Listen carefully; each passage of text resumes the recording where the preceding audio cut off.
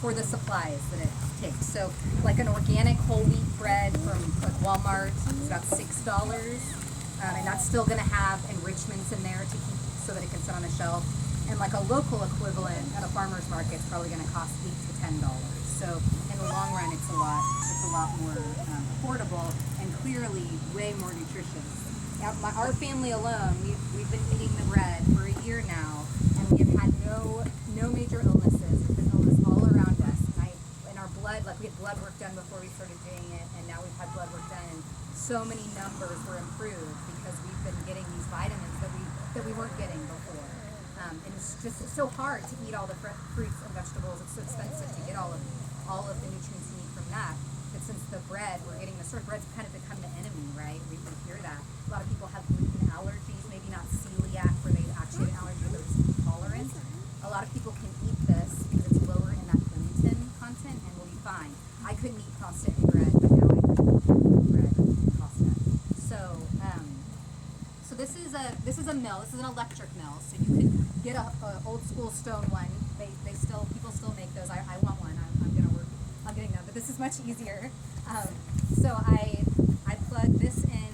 I put this into here and I plug it in, and I just pour the wheat berries into here, and they just fall down in there, and then I turn it on. It's very loud. I turn it on and it mills it. It takes, I don't know, it just depends on how much I put in there, a couple minutes, and then I have flour.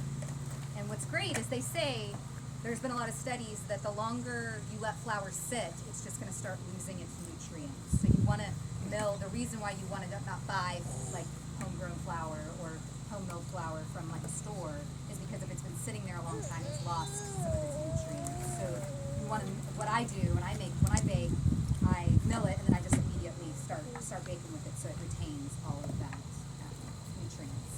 So after you do that, then you can just put it in. Now there is a learning curve because you are baking with things that have this coarser texture, but there's so many resources, books and people online that helped me definitely over the last year kind of learn how to bake with it. So there's all different kinds of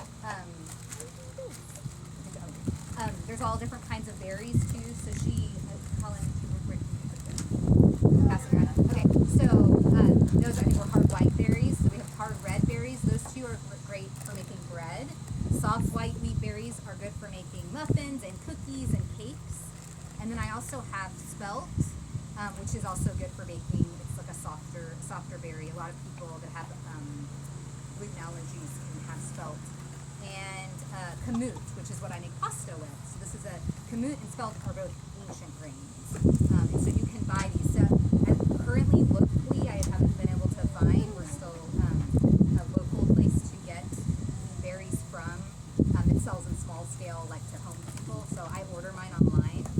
But I'm hoping to connect with some people in western Oklahoma. That's where most of the wheat farms are, to try to see if we can get them to deliver here. I guess if we get enough people that are baking. So, for instance, I can bake, about 4 loaves of bread a week. I do of just regular bread, but I've also made like this focaccia bread, which I'll cut up in a minute, which is really, really yummy.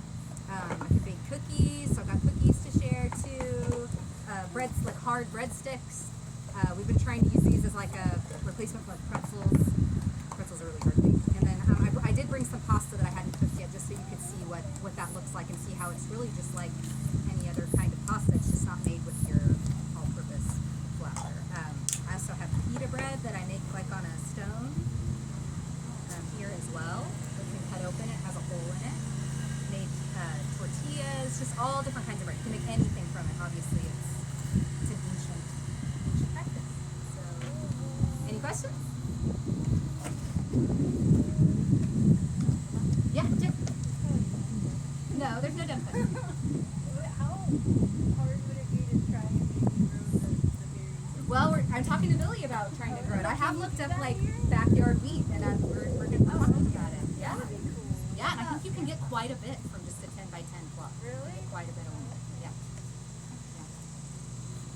How do you make your pastas? Like your pastas?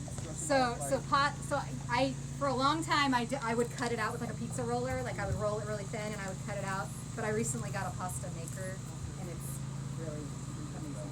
Yeah, it makes things a lot easier for sure.